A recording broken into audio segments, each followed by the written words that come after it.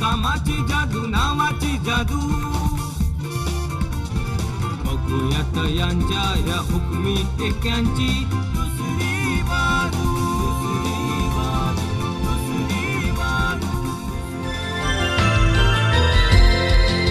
नमस्कार मित्र हो, नमस्कार. सह्याद्री वाहिनीवरच्या दुसरी बाजू या तुमच्या आवडत्या कार्यक्रमामध्ये मी विक्रम गोखले तुम्हा सर्वांचं मनपूर्वक स्वागत करतो आहे. मित्रांनो, आपल्या आयुष्यामध्ये आपल्याला अनेक वेळेला असे अनुभव येतात, अशी काही माणसं आपल्याला पाहायला मिळतात की ज्यांच्याकडे विद्वत्ता असते, ती उपजत असते, परंतु परिस्थितीच अशी काही विचित्र येते की प्रयत्न करून सुद्धा त्यांना म्हणावं तसं यश कधी दिसत नाही. लौकिक अर्थाने ज्याला यश यश असं आपण म्हणतो ते कधी दिसत नाही, मिळत नाही. पण असं यश मिळत नाही, लौकिक अर्थाने ज्याला यश म्हणतात ते यश मिळत नाही म्हणजे त्या व्यक्तीकडे ज्ञान नसतं, त्याची योग्यता नसते, असं कधीही होत नाही. हा एक दैवाचा भाग आहे असं म्हणता येतं. आज आपल्याकडे येणारे पाहुणे असेच आहेत की ज्यांनी प्रचंड अभ्यास केलेला आहे आपल्या क्षेत्राचा. कोणत्याही कारणाने का असेना या क्षेत्रात ते आले, मनोरंजनाच्या. अभ्यास केला, कष्ट घेतले, परंतु ज्याला यश म्हणतात ते त्यांना नाही मिळालं. तरीही त्यांच्याबद्दलचा जो आदर आहे हा कधीही कमी झाला नाही, तो उत्तरोत्तर वाढतच गेलेला आहे. या पाहुण्यांना बोलवण्यापूर्वी आपल्या भेटीला आपण पाहणार आहोत त्यांच्यावरची एक छोटीशी चित्रफीत.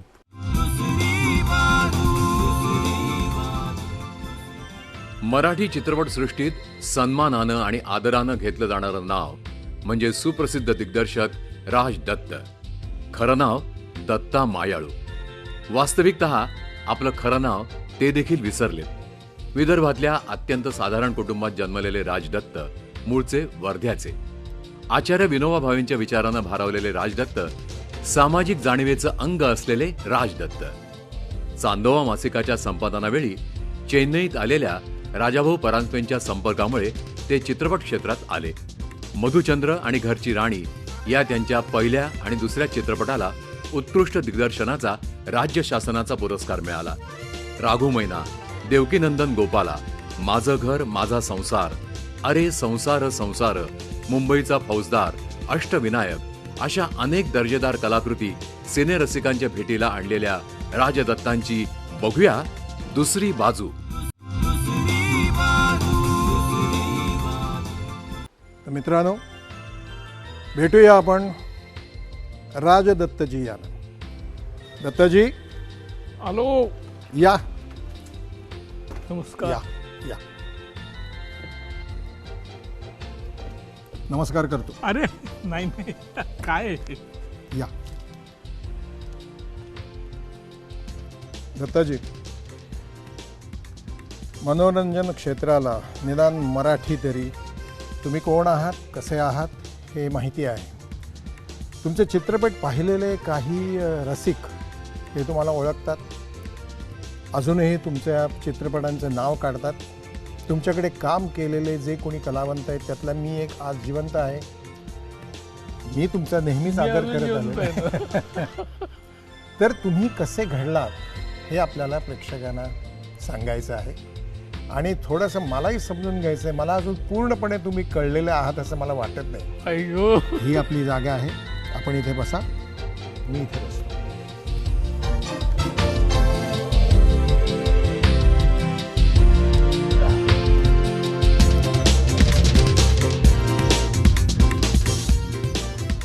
आठवण झाली आणि फारच महत्त्वाचं असेल तर मी बोलणार आहे, अन्यथा बोलणार आहात तुम्ही. तुमच्या अगदी जन्मापासून जे जे तुम्हाला आठवेल. आत्ता दत्ताजींचं वय 84 पूर्ण आहे, तरीही ते एक प्रेमाने इथे माझ्यासाठी असेल, या कार्यक्रमासाठी असेल, तुम्हा सर्वांच्या प्रेमाकरता असेल आलेले आहेत. तुमच्या जन्मापासूनच्या सगळ्या आठवणी जेवढ्या जपतील तेवढ्या आठवतील तेवढ्या सांगा आणि सगळ्या तऱ्हेचे संस्कार जसे जसे घडले तुमच्यावरती आणि नंतर या क्षेत्रात तुम्ही कसे आलात याबद्दल तुम्ही सांगायचं. खरं म्हणजे मी एक गोळा होतो. कसा घडत गेलो हे आज ज्यावेळा मी मागं वळून बघतो तेव्हा ते थोडंफार लक्षात येतं. पण असं काही व्हायचं आहे, करायचं आहे अशी कुठलीही स्वप्न मनात घेऊन नव्हतो मी. जन्म झाला तर एक लहानसं गाव विदर्भातलं धामणगाव. स्टेशनच्या जवळ काही घरं थोडीशी, एवढंच. ती एक गमतीदार, म्हणजे आता त्यावेळेला हसायला नाही आलं पण आता मात्र हसायला येतं आठवण ती आली की. सांगा तरी. की त्या स्टेशनच्या बाहेर खूप झाडं होती आणि त्याच्या पलीकडे एक छोटा रस्ता आणि पलीकडे आमचं घर होतं. व्हायचं असं की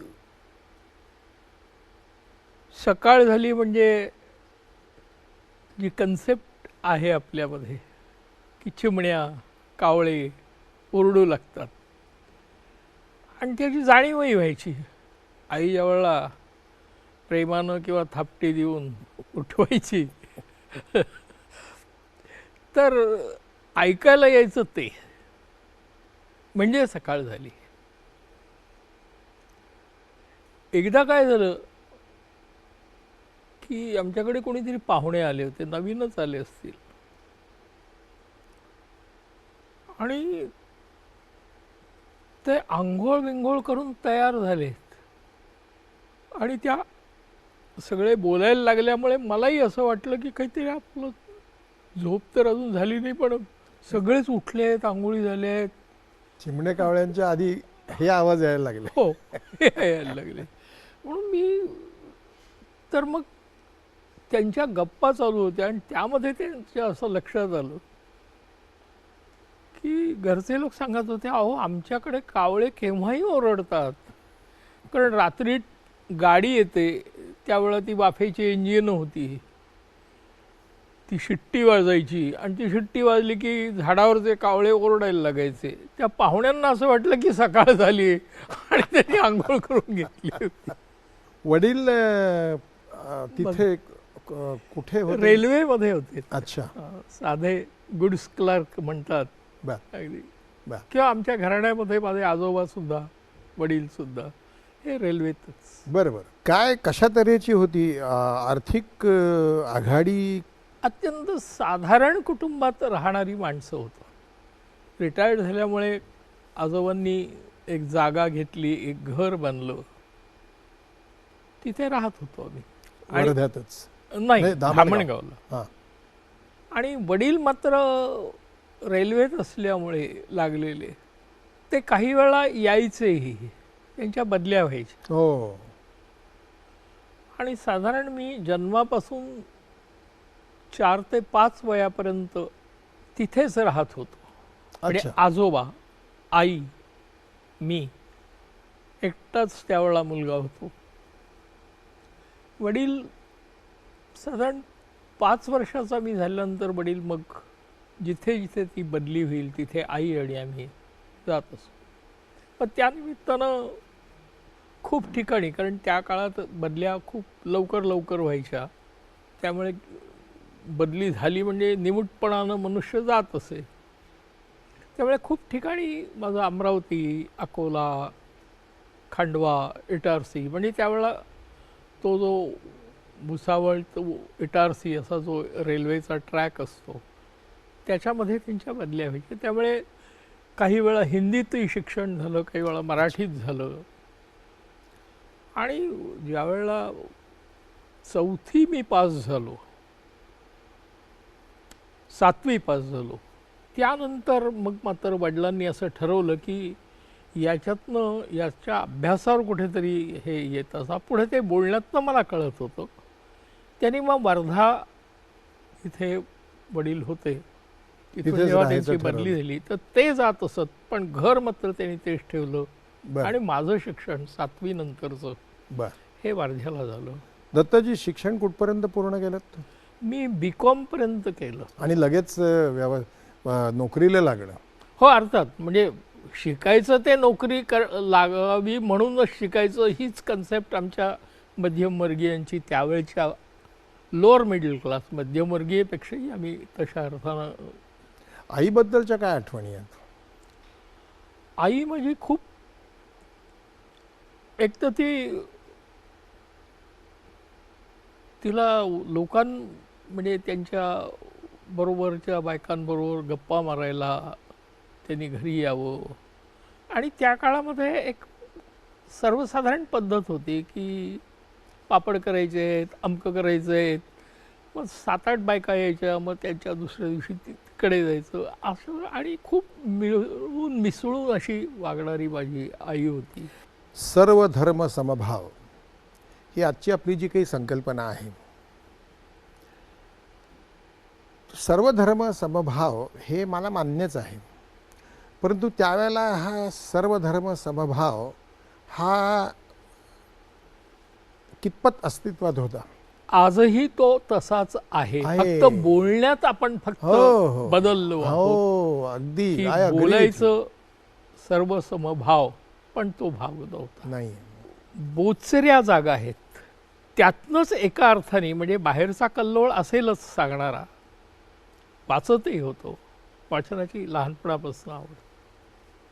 पण मला एक लहानपणची गोष्ट आठवते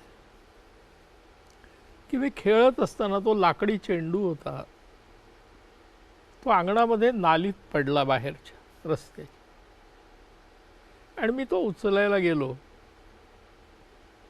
आणि पाय घसरला आणि आत पडलो.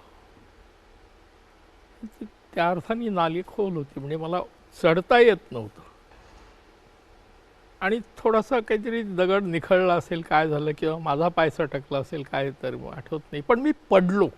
म्हणजे मी उतरलो नाही, मी जवळजवळ पडलो. आणि त्यामुळे आता ते जे वय आहे, पडल्यानंतर रडायचं आणि ओरडायचं आईच्या नावाने, तेच करत होतो. आणि समोर एक स्त्री होती, ती ओळखीची होती, पाहत होतो आम्ही. दर सणाला आई तिला ताट वाढून द्यायची. ती रस्ता साफ करणारी आणि संडास साफ करणारी बाई होती. पार्वती असं तिचं नाव. मी त्या पार्वतीला हाक मारत होतो, कारण रस्त्यात कुणीच दिसत नव्हतं, ती गल्ली होती. आणि तीही माझ्याकडे बघितलं तिने, तिचा अर्थ स्वरही होता, पण ती मला घ्यायला आली नाही. याचा मला राग आला. पण मला लागलाय, थोडंसं खरचटलंय, कुठेतरी रक्तही येत आहे, डोक्यालाही काहीतरी झालंय. आणि ती मात्र हात लावत, ती तिथेच उभी होती, म्हणजे जवळ सुद्धा 2 पावलं आली नाही. त्यावेळेला तिचा मला राग आला होता. दत्ताजी, आपण हा जो विषय आहे तो महत्त्वाचा विषय आहे, आणि तुमच्यासारख्या ज्येष्ठ व्यक्तींच्याकडून या संदर्भातले विचार थोडे फार आम्हाला सगळ्यांनाच ऐकायला आवडतील किंवा समजावून घ्यायला आवडेल. पण त्यापूर्वी आपण घेणार आहोत एक छोटीशी विश्रांती. विश्रांतीनंतर पुन्हा एकदा सगळ्यांचं स्वागत. आपण गप्पा गोष्टी करतो आदरणीय राजदत्त यांच्याशी. दत्ताजी, माझ्या मनात एक वेगळी चीड आहे. सेक्युलरिझम असा शब्द वारंवार वापरून तो गुळगुळीत करणाऱ्यांविरोधात, आणि वागताना मात्र वर्ध्यामधल्या तुमच्या बालपणीचा जो काळ होता त्यावेळेचंच वागणं आचरणात आणणाऱ्यांच्या अगेन्स्ट, त्यांच्या विरोधात माझी चीड आहे. तुम्ही सांगा, ही बाई तुम्हाला आली नाही म्हणून तुम्हाला राग आला, मग कसे तुम्ही? ते जे वय होतं त्यावेळेला मला जास्त कळत नव्हतं, पण राग आला होता तिचा. आणि त्यानंतर ती काही दिवस दिसायची, मला हाक मारायची, नाना बाबू करत. मी असं पाहायचं आणि तिच्याकडे न बघता, त्याच्यापूर्वी मी हसायचा, आनंदाने बोलायचा, ती काहीतरी विचारायची. ते बंद झालं होतं माझं. पण पुढे जेव्हा मी मोठा झालो थोडासा, 2-3 वर्ष, आणि मग पुन्हा ज्या वेळा त्या धामणगावला गेलो, आणि त्यावेळा मला तिची आठवण आली. अरे म्हटलं, तिचं काही चुकलं नव्हतं, माझा राग हा चुकीचा होता, याची जाणीव मला झाली. आणि मी तिला भेटायला गेलो. अच्छा. त्याही काळामध्ये त्यांची वस्ती गावाच्या बाहेरच होती, 4च घरं. मी ज्यावेळा विचारायला गेलो, ती पार्वती कहाँ रहती है, कारण तिला मराठी बोलता येत नव्हतं, हिंदी होती. राजस्थान वगैरे तिकडली काहीतरी असावी. तर त्याने सांगितलं वो तो आप काम नहीं करती, बुढी हो गई है. मी तिला भेटायला तिच्या झोपडीत गेलो. ती अंथरुणावर होती आणि मी फक्त नाना बाबू एवढा म्हटल्यानंतर तिने मला सगळ्या आठवणी सांगितल्या की तुझी आई कशी होती, ती कशी सणासुदीला ताट द्यायची, आठवणीने द्यायची, मागावं लागत नव्हतं. हा आईचा भाग होता, तयार ठेवायची. आणि तिथे ती बोच मला जास्त झाली की आपण कुठे आहोत, का असा फरक आहे. आणि त्यानंतर थोडं वाचन वर्ध्यात राहिल्यामुळे नाही म्हटलं तरी एक सामाजिक आशयाशी संबंध. महात्मा गांधींचं सेवाग्राम तिथे होतं, विनोबाजी होते. विनोबाजी अधिक मला त्यावेळेला जास्त भावत होते. आम्ही शाळेत असताना आश्रमात जात होतो. गीताईचं पठण सुद्धा आम्ही तिथे करत होतो. आज सुद्धा ते आठवतं. आणि तीच निष्ठा आजही आहे गीताईबद्दल की गीता हे तत्वज्ञान नसून जीवन आचरणात आणताना आपण काय केलं पाहिजे हा विचार त्यातून आहे. गीताई माऊली माझी तिचा मी बाळ नेणता, रडता पडता घेई उचलून कडेवरी. आणि आजही ते अनुभवाला येतं आपल्या आयुष्यामध्ये की काही वेळा आपण अस्वस्थ होतो, प्रसंगात नसेल, कशी नसेल, आणि मग त्यावेळेला थोडीशी गीताईची किंवा गीताचा पाठ कुठेतरी तो स्मरणात येतो आणि स्वतःलाच एक बळ मिळतं. तुम्ही कॉलेजमध्ये कुठला गेलात? मी वर्धा एकमेव कॉलेज होतं, म्हणजे मला काही चॉईस होता असं नाही. अच्छा. वर्ध्याला कॉलेज होतं. महात्मा गांधींना ज्यांनी बोलावलं त्या जमनालाल बजाज यांनी, त्यांचंच कॉलेज होतं, GS कॉलेज ऑफ कॉमर्स. त्यामुळे असं आपल्याला अमकं व्हायचं आहे, करायचं आहे असे कुठेही कन्सेप्ट मनात त्यावेळेला तरी नव्हती. ते आलेलं आहे. मग इथे आता कॉलेजमध्ये वडील आग्रह करतायत जायचा, शिक, अजून शिक. अच्छा. एवढे नाही गेले. तुम्ही संघामध्ये प्रवेश केला तो केव्हा? चित्तरंजन कोल्हटकरनी शाखेत नेलेलं आहे अमरावतीला. बर. म्हणजे हे वर्ष 5 असेल. म्हणजे धामणगावून आम्ही गेलो. बापू तुम्हाला सिनियर होते वयाने? हो हो. किती, 7-8 वर्षांनी, 10 वर्षांनी? हो. अच्छा.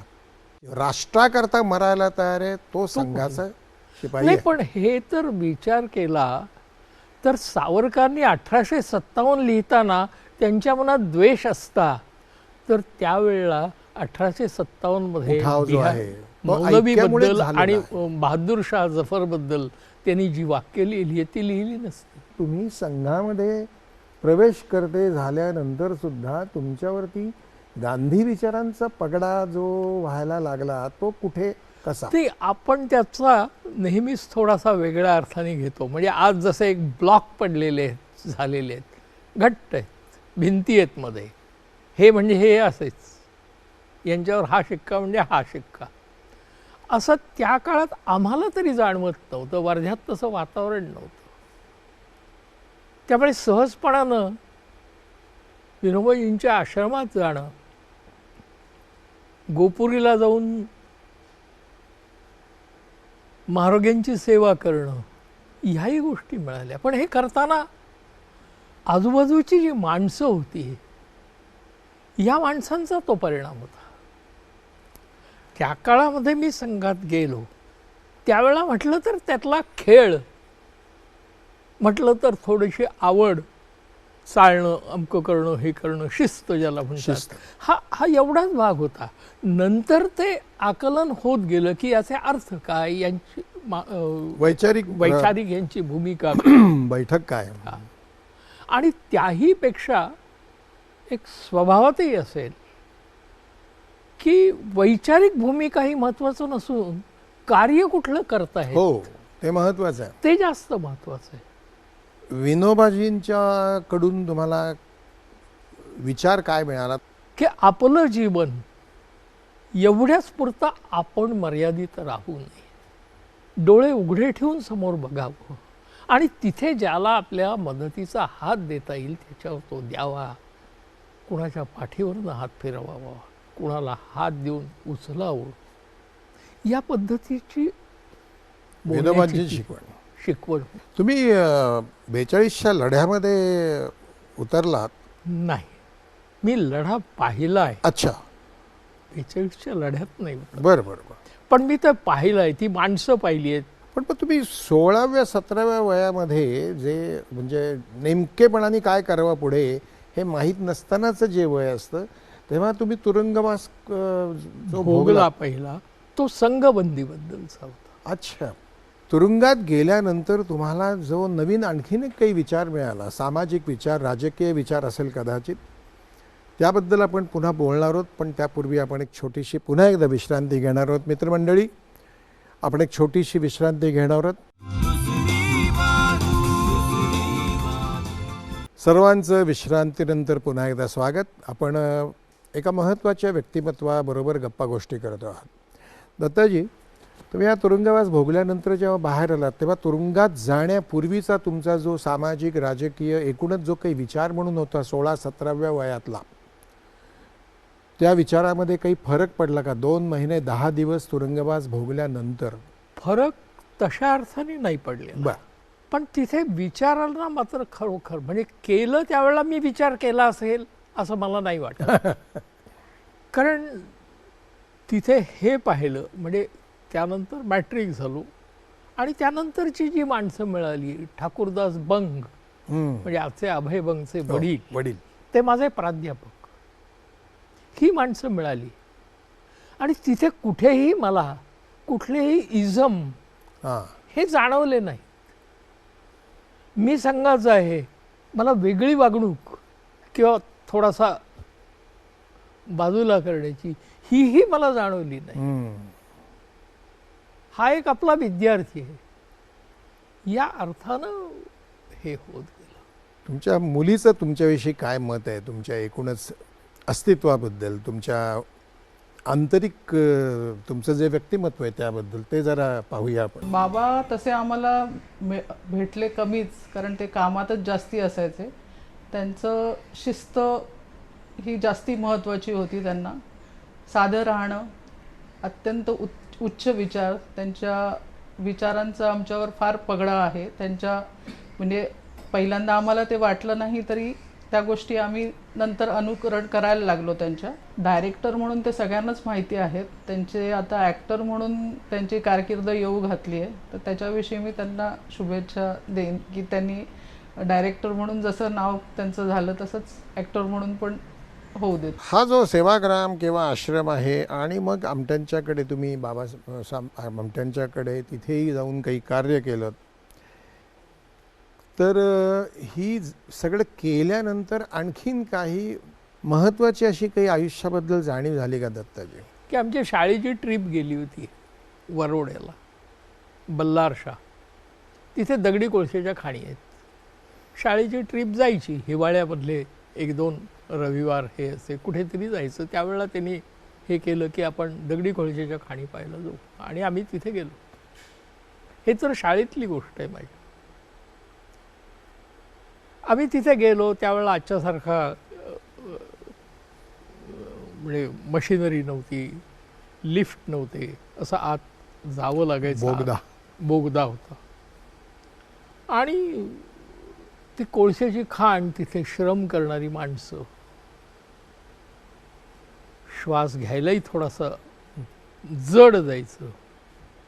आम्ही जेव्हा बाहेर आलो त्यावेळा जेव्हा उजेड येत गेला समोर वर आले, तेव्हा आम्ही मनुष्य नेहमी स्वभावच आहे त्याचा की आपण दुसऱ्याच्याकडे पाहतो, आपल्याकडे पाहतोच नाही. तसं मी पाहिल्यानंतर त्या मला हसायला यायला लागलं. त्याचं कारण असं की आम्ही सगळेच जे गेलो होतो आतमध्ये, तर जाताना हात धरून असे चाललेले असतो. त्यामुळे ते दगडी कोळसा तो असा लागलेला, चेहऱ्यावर लागलेला, कुठेही लागलेला वगैरे वगैरे. आणि हे एकाच नाही, प्रत्येकजण एकमेकांकडे पाहून हसत होता. इतक्यात असं झालं की आम्ही बाहेर आलो, थोडा मोकळा श्वास घेऊ लागलो आणि मला खोकल्याची उबळ आली. मला थोडासा लहानपणी खोकला होता, डांग्या खोकला म्हणायचे आई मला, त्यामुळे मला ती जपायची. फार तेलकट वगैरे खाऊ देत नव्हती, तिखट खाऊ देत नव्हती. तर एकदम मला खोकला आला आणि त्यानंतर मग मी थोडासा थुंकलो. ती पूर्ण थुंकी काळी होती माझी. आणि त्यानंतर आम्ही पुढे येत गेलो. मी तिथली ती पटांगण तिथलं, त्याच्यावर असलेल्या झोपड्या, तिथे काम करणारी ही सगळी माणसं, आजच्यासारख्या असोसिएशन्स त्यावेळेला नव्हत्या. 12-12 तास काम करावं लागायचं. सकाळी आत जायचं, ते रात्री ती बाहेर यायची. आणि त्याचे परिणाम मी तिथे बघत होतो की खंगलेली माणसं, वय न होताही खंगलेली माणसं, आणि नुसती खंगलेली नाही तर ढास, खोकला हे पाहायला लागलो कोळशा. आणि याच्यानंतर असं झालं की शाळेत सरांनी सांगितलं की ती पद्धत होती त्यावेळेला की अशी ट्रिपला जाऊन आल्यावर त्याच्यावर निबंध लिहायचा. आणि हा निबंध लिहिला. ज्या दिवशी वर्गात ते 2 दिवसानंतर तपासून ते आणतात आणि एकेकाचं नाव घेऊन त्याला आपापली वही देतात. माझं नाव घेतल्यावर त्यांनी सांगितलं बाजूला इकडे उभा. मला वाटलं बहुतेक काहीतरी माझं शुद्ध लेखन चुकलेलं आहे, जास्त चुकलेलं आहे. आणि सगळ्या मुलांच्या वह्या देऊन झाल्यानंतर त्यांनी तुझी वही, आणि त्यांनी ती स्वतः वाचली. हे मला ठाऊक नव्हतं. मला जी माझी वैयक्तिक एक भीती, ती व्यथा होती ती, आणि ह्या लोकांचं हे असं झालेलं याने मी अस्वस्थ झालो होतो. कारण ज्या वर्ध्याहून आम्ही त्या बल्लारशापर्यंत आलो, ती रेल्वे ट्रेन, त्याच्यामध्ये दगडी कोळसा, त्याचं वाफेचं इंजिन, आणि आम्ही अगदी सुखात आलो. आणि तो जो कोळसा आहे तो मिळवण्यासाठी काही माणसांना काय करावं लागतंय, आयुष्य घालावं लागतं, समर्पित व्हावं लागतंय, किंवा ज्या एका अर्थाने होमकुंडच म्हणता येईल. म्हणजे त्यांचीच आहुती असते त्यात. अशी ती माणसं, या कुठेतरी बोचलं ते त्यात लिहिलं होतं. आणि सरांनी म्हणजे मला माणसं किंवा घटना अशा मिळत गेल्या की ज्यातनं माझा मी थोडासा आणखीन साहित्य वाचनाची आवड ही बालपणापासून, म्हणजे जो गोट्या मी पुढे केला हे सुद्धा पुस्तक मी माझ्या वयामध्ये, त्या वयामध्ये वाचलेलं होतं. आणि त्याच्यावर पाठीवर आवाजही सरांनी काढला होता. कारण आमच्याकडे पुस्तक विकत आणायचं आणि वाचायचं ही ऐपत नव्हती. एक श्रीमंत मित्र होता मशानकर म्हणून, त्यावेळेचे ते जागीरदार वगैरे असे कोणीतरी होते. तर त्याच्याकडे ते पुस्तक दिलं. त्याला मी खूप अगतिकपणे सांगितलं, अरे मलाही दे न वाचायला वगैरे, घरी घेऊन जातो. पण मी घरी आलो आणि संध्याकाळी काही माझ्याच्याने वाचणं झालं नाही. शाखेत गेलो, रात्री आलो, जेवलो, जेवल्यानंतर केव्हा झोप लागली ते कळलंच नाही. मग मी आता आज संध्याकाळी याला द्यायचं आहे म्हणून मी ते बाकडं असतं त्याच्या खाली असं ठेवून असं वाचत बसलो होतो. आणि काही वेळांनी पाठीवर आवाज आला माझ्याच. मला कळला की काय करतो, म्हणजे अभ्यास चालला असताना ते सांगत असताना तुझे काय झालंय. इथे तो गोट्या वाचला. म्हणजे वाचनाची आवड ही काय असेल ठाऊक नाही, पण लहानपणापासून होती. त्यात माडखोलकर मिळाले आणि मग ते आणखीन वाढत गेलं. आणि त्यांनी लिखित करण्याचाही प्रयत्न केला की तू लिहित राहा. आपण एक पुन्हा छोटीशी विश्रांती घेणार आहोत. मित्र हो, आपण एक घेऊया छोटीशी विश्रांती. विश्रांतीनंतर पुन्हा भेटणार आहोत. कुठेही जाऊ नका, बघत राहा दुसरी बाजू. विश्रांतीनंतर पुन्हा एकदा सगळ्यांचं स्वागत. दत्ताजी, आता एवढं सगळं झाल्यानंतर तुम्ही अचानक गोवा मुक्ती संग्रामाकडे कसं काय वळलात? नाही, तो फार नंतरचा काळ आहे. नाही, बरोबर आहे, हो. परंतु म्हणजे आत्तापर्यंत तुमचा सगळा जो वैयक्तिक शैक्षणिक सामाजिक सांस्कृतिक जो हे आहे प्रवास आहे, तो एकदम राजकीय कसा काय झाला? त्याच्यामध्ये किती वेळ गेला? स्वातंत्र्य आलं होतं आणि आपल्याच देशातला काही भाग अजूनही परक्यांच्याच ताब्यात आहे आणि तिथली माणसंही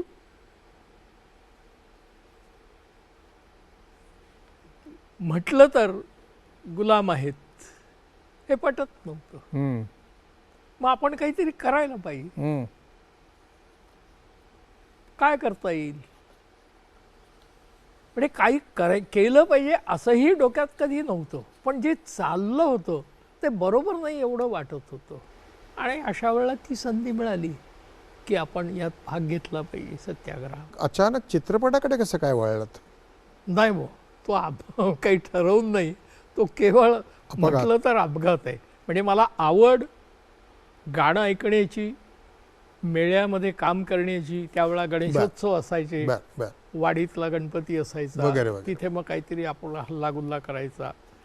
ते काय होतं सांगता येत नाही, पण कुठलं तरी कागदावर कुणीतरी आमच्यापेक्षा मोठ्या माणसाने ते लिहून आणायचं, आम्ही पाठ करायचं, आम्ही तिथे म्हणायचो वगैरे. सांगायलाही कुणी नव्हतं. म्हणजे ज्याचं त्यांनी उत्स्फूर्तपणे काम करणं ह्या पद्धतीत होतो. गाण्याची खूप आवड, गझल हा अत्यंत आवडीचा विषय. विदर्भातल्या माणसांनी हे स्वप्न की आपण चित्रपटसृष्टीत जावं वगैरे ही काही नव्हती. त्यामुळे माझ्याही मनात तशा अर्थानं कधीच आलेलं नाही. बर. मी ज्यावेळेला बीकॉमची परीक्षा दिली त्याच दिवशी पत्र लिहिलं शेवटली परीक्षा दिल्यानंतर की बुवा मला आता शिक्षण पुरे आणि मला तरुण भारतमध्ये काम करावं असं वाटतं. अच्छा, पत्रकार. हां, हे माडखोलकरनं पत्र लिहिलं होतं. अच्छा. तर त्यांचं उत्तर आलं की इथे जागा नाही आहे, पण पुण्याला एक दैनिक आहे, तिथे काही गरज आहे, फार तुला काही मिळेल असं नाही, पण तिथे तुझा अनुभव तर मिळेल. अनुभव मिळेल. बर. आणि म्हणून पुण्याला शनिवाराच्या तिथे एक पटवर्धनांचं घर होतं, तर देसाईवाडा वगैरे किंवा तिथे देसाईंचं, तिथे दैनिक भारत नावाचं वर्तमानपत्र होतं. त्या वर्तमानपत्रात मी कामाला लागलो. पण मग राजाभाऊंची भेट कशी कुठे? ती फार नंतर आहे. बर. म्हणजे इथे आलो तेही आलो ते वर्तमानपत्रातच आपल्याला राहायचं आहे या उद्देशानं. बर. पण काय काही वेळा कसं असतं की म्हणजे आपणच आपले काहीतरी ठरवतो किंवा माझा पायगुण असेल, एका वर्षातच ते वर्तमानपत्र बंद पडलं. म्हणजे तिथे वर ते काटकसरीत चालणारं वर्तमानपत्र होतं. म्हणजे त्याला असं मोठं त्यावेळा सकाळ वगैरे पुण्यात जे पेपर्स होते, प्रभात होतं, बाकीचे होते लडके, तर ते बंद पडल्यानंतर आता काय करायचं हा म्हणून मुद्दा आला. आणि मी पुन्हा माडखोलकरांनाच पत्र लिहिलं की आता मला काहीतरी जागा बघा ना कुठेतरी आणखी, हे वर्तमानपत्र बंद पडलं. त्यावेळेला त्याने मला एक हे दिली, टीप दिली आणि पत्रही दिलं. आणि चांदोबामध्ये जागा होती मराठी, त्यामध्ये तू जाशील का, दूर आहे ते. तर ते दूर जवळ हा काही डोक्यातही मुद्दा नव्हता. मी आपला पटकन उठून मद्रासला गेलो आणि चांदोबात होतो. तिथे संपादकीय माणसं जवळजवळ नसायची, कारण तिथे आम्हाला भाषांतर करणं एवढाच भाग होता. चॉईस ऑफ द सब्जेक्ट किंवा ते कसं लिहायचं, कुणाचे हे वाचायचे आणि त्यातलं कुठलं ठरवायचं असं नव्हतं. हे मजकूर आहे, हा मजकूर तुम्हाला इंग्रजीतून मराठीत करायचं. म्हणजे इंग्रजी ही कॉमन भाषा. मग राजाभाऊ तिथे आले होते का? राजाभाऊ एव्हीएमच्या पिक्चरसाठी तिथे आले होते. बाप बेटा नावाचं एक पिक्चर त्यांनी काढलं होतं एव्हीएमनी. त्यावेळेला ते तिथे आले होते आणि तिथे त्यांची माझी थोडी ओळख झाली. खरं म्हणजे मी त्यांना चांगला ओळखत होतो. माझ्या मनात त्यांच्याबद्दल हो. एका वेगळ्या तऱ्हेने आदर होता. ती नाही, सुद्धा एक मजेदार घटना आहे की राजाभाऊंबद्दल म्हणजे खरं काही पाहिलेलं नव्हतं, काही नाही, पण मला खूप भावलेलं जे असतं तसं एक भाग होता की आमचा कुठली तरी वार्षिक परीक्षा फर्स्ट इयर सेकंड इयरची असेल कदाचित, मला ठाऊक नाही, लक्षात नाही आत्ता. ती झाल्यानंतर सगळे आम्ही 7-8-10 मित्रांनी आज आता चैन करायची असं ठरवलं.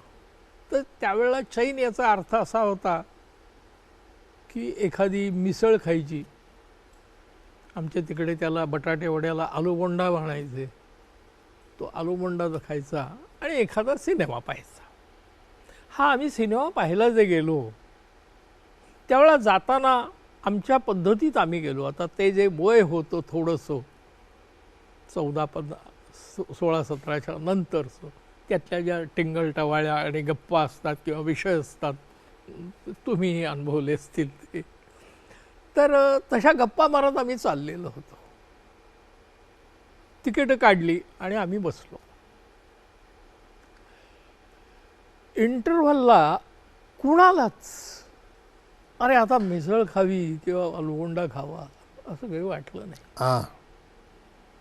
सगळे एकमेकांकडे बघत होते. काही लोक उठून गेले, पण आम्ही कुणी नाही उठलो. उठावंसंच वाटेल. त्यावेळेला राजाभाऊंबद्दलची भावना एक कुठेतरी तयार झाली माझ्या मनामध्ये. ती कथा होती ऊन पाऊस. हां. आणि तिथे कुठेतरी तो प्रभाव होता आणि त्यांची भेट तिथे झाली. बरोबर. इथपर्यंत जाऊन पोचण्याकरता तुम्ही राजाभाऊंच्या बरोबर आणि गदिमांच्या बरोबर, बाबूजींच्या बरोबर किती वर्ष घालवली? 1960 ते 1967 7 वर्ष. 7 माझं वर्ष. भाग्य आहे त्या बाबतीत की नुसते राजाभाऊचं तर माडगुळकरांसारखा, बाबूजींसारखा, ही सगळी माणसं मला खूप, त्यांनी मला खूप जवळचं समजले आणि मला ते अत्यंत आदरणीय होते आणि आदर्शच माणसं होती. माडगुळकरांचा आणि लोकांचाही माझ्याबद्दल त्याबद्दल फार गैरसमज होता. माडगुळकरांचा तर निश्चित होता. हो. त्यांनी म्हणजे मला मूर्ख आहेस तू असं म्हटलं होतं. मी ज्यावेळेला ही या कथा विनोदाकरता? घ्यायला गेलो, बर. मधुचंद्र ही हां. प्रभाकर तांबडेंची कथा हो. होती, अल्ला जाने क्या होगा हो. आगे.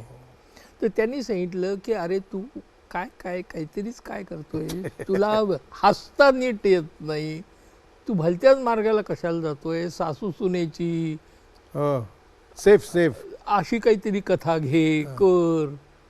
आणि मला ते म्हणायचे की हा रामदासी पंथी आहे. आता हे 3 जण माणसं आपापसात विरोधही करायची, हो. त्यावेळेला मी हसत नसे. त्यावेळेला मला वाटायचं की आपण हसलो ना तर यांचा आपण अवमान करतो. तुम्ही चित्रपट सृष्टी सोडून जाण्याचा विचार करताना काय, कोण आलं मदतीला?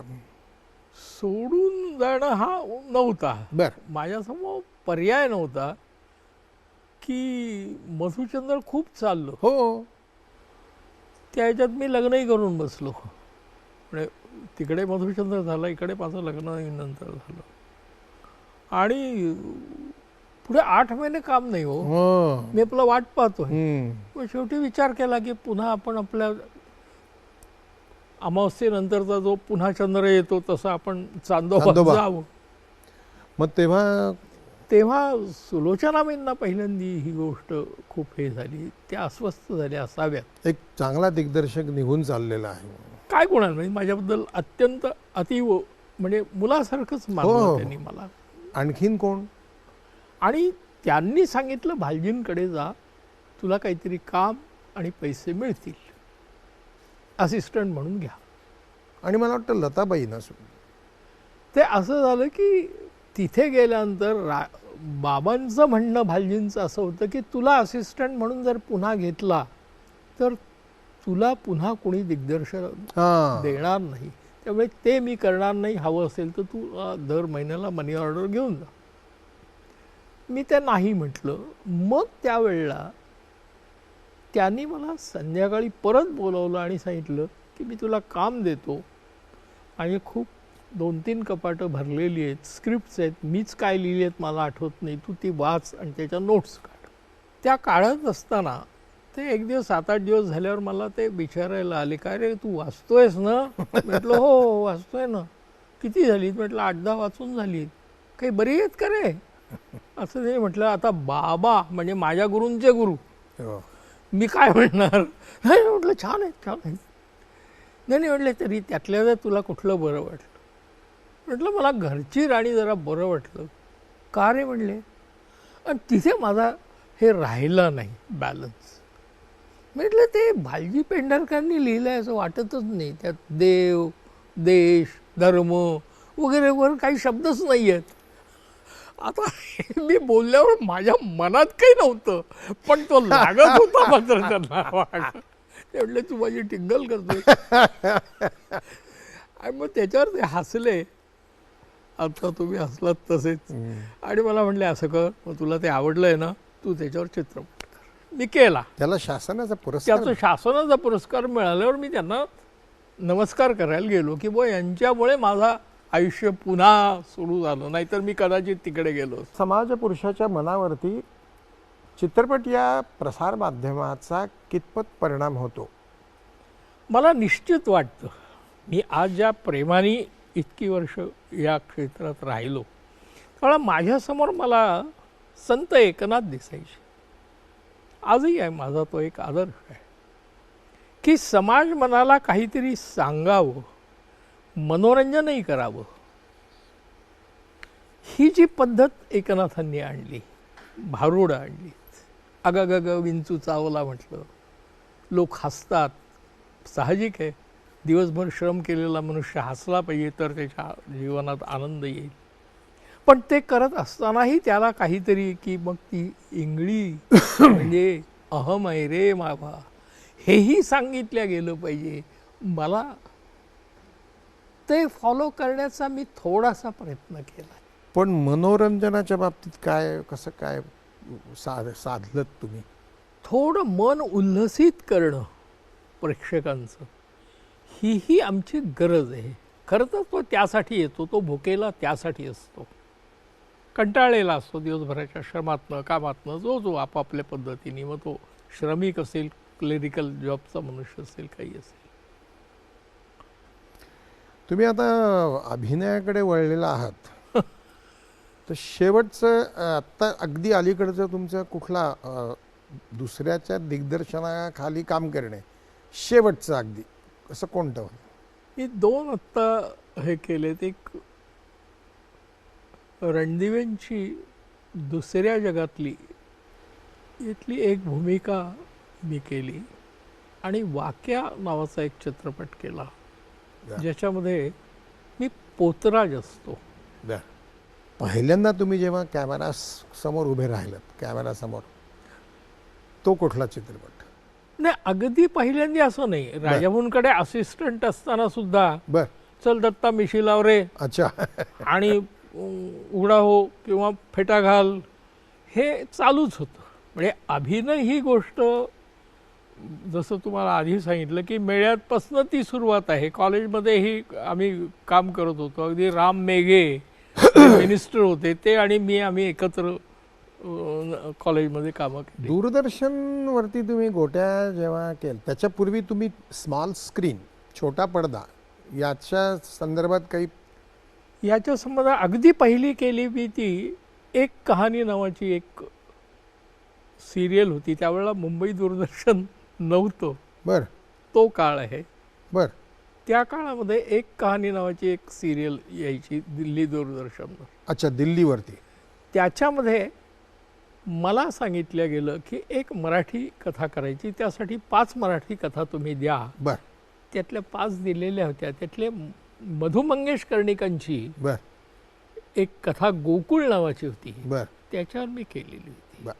मर्मबंधाच्या पाठीमागची काय प्रेरणा? मर्मबंध करताना आमच्या घरातलं थोडंसं वातावरण, म्हणजे चर्चेतलं, हे टिळकवादी होतं. म्हणजे जे राजकीय हे आधी महत्त्वाचं, स्वातंत्र्य, हा जो संघर्ष त्या दोघांमधला आहे. त्यामुळे माझंही मत कुठेतरी फार विचार केला असेल असं नाही मी म्हणत, पण जे वातावरण होतं आमच्या घरातलं किंवा ऐकत होतो त्यातनं टिळक स्वातंत्र्य ही मूलभूत गोष्ट आहे असं वाटत होतं. पण ज्यावेळेला मर्मबंध हा विषय माझ्याकडे आला त्यावेळेला सामाजिक सुधारणा पाहिजे. त्यावेळेला मूळ लेखक विश्राम बेडेकरांशीही माझा या विषयात हे झाला आणि मी त्यांना असं म्हटलं की बुवा मला आत्ता करताना भीती वाटते की माझ्या मनात थोडासा वेगळा विचार येतो आहे की आता नाही म्हटलं तरी 30 वर्ष होऊन गेलेली आहे स्वातंत्र्य आल्यानंतर आणि आज मी जर करायला घेतो ह्याच्यात तर तेव्हा काळाने उत्तर दिलेलं आहे. हु वॉज मोर करेक्ट? टिळक विचार हा महत्त्वाचा जास्त होता की आगरकर किंवा कशाचा? कारण 30 ते 40 वर्ष स्वातंत्र्य मिळाल्यानंतरही सामाजिक अवस्था जी आहे, व्यक्तीची जी अवस्था आहे किंवा ज्या सुधारणा आगरकरांना हव्या होत्या, जे टिळकांनी त्यावेळेला त्यांना म्हटलं होतं की ते आपण नंतर करू, हे नाही झालं. म्हणजे काळाने एका अर्थाने हे उत्तर दिलेलं आहे. दत्ताजी, तुम्ही आता गेली जवळजवळ माझ्या अंदाजाप्रमाणे 60-62 वर्ष तुम्ही या क्षेत्रामध्ये आहात. आजच्या तरुण दिग्दर्शकाला एका वाक्यात काय सांगू शकाल? टेक्निकल जे बदल झालेले आहेत, कथा सांगायची कशी याच्या पटकथेच्या निमित्तानंच जे बदल आहेत ना, हे बदल होतच असतात, हे अपरिहार्य आहे. याबद्दल मला काही वाटत नाही. पण मला एकच वाटतं की यातनं कुठेतरी त्या कथेच्या संदर्भात तो थिएटरच्या बाहेर पडल्यानंतरही विचार करत राहिला आणि विसरला नाही. तुम्हाला मिसळ खावीशी वाटली नाही? राजाभाऊंचा पहिला चित्रपट तुम्ही पाहिल्यानंतर ऊन पाऊस तुम्ही घरी जाईपर्यंत अबोल झालेला होतात. अशा तऱ्हेचा अनुभव देणं दिग्दर्शकांनी आजच्या, हे अत्यंत महत्त्वाचं आहे वाक्य माझ्या दृष्टीने सुद्धा. तुम्ही आज जो वेळ मला दिलात, ह्या कार्यक्रमाला दिलात, तर या सगळ्यांतर्फे तुम्हाला मी मनपूर्वक तुमचे धन्यवाद तुम्हाला देतो आणि आभार व्यक्त करतो. तुम्ही फक्त एक गोष्ट माझ्या अजून करायची आहे. एक विशिष्ट भाग मी मुद्दाम सोडून दिला आहे कारण माझी योग्यता नाही आहे. ते झटपट प्रश्न वगैरे तुम्हाला विचारण्यात बसण्याचे आणि तो खेळ तुमच्याबरोबर खेळण्याची माझी योग्यता नाही आहे. त्यामुळे तो खेळ मी तुमच्यावर ह्या कार्यक्रमात केलेला नाही आहे. ते सगळ्यांच्याबरोबर करत असतो. तुम्हाला या कार्यक्रमाबद्दल काय वाटलं हे तुम्ही 1 मिनिटामध्ये याच्यामध्ये 1-4 ओळीत लिहिलं तर फार बरं होईल. मी तुम्हाला दाखवतो. म्हणजे कसं लिहायचं नाही दाखवत आहे, कुठे लिहायचं दाखवतो. ह्या कागदावरती तुम्ही लिहायचं आणि तिथे तुमचा फोटो मी लावणार आहे. अय्यो